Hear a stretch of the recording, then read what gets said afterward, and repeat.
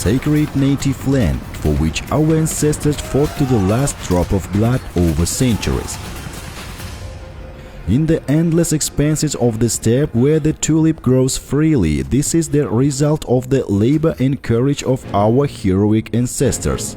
The tulip, native to Kazakh soil, has won the hearts of many nations. It first reached Turkey, a country with developed tourism, and then spread to the Netherlands, one of the most advanced countries in the world. The tulip is not only a marvel of nature, but also a symbol of the high aspirations of the Kazakh people for freedom, a value passed down to future generations as a legacy.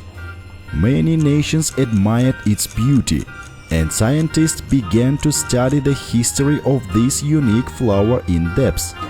Thus, the tulip from the Kazakh steppe began to be cultivated in the Netherlands.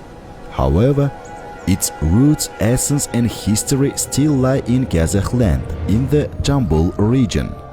This miracle flower, which has become World Heritage, is a true treasure of our native land.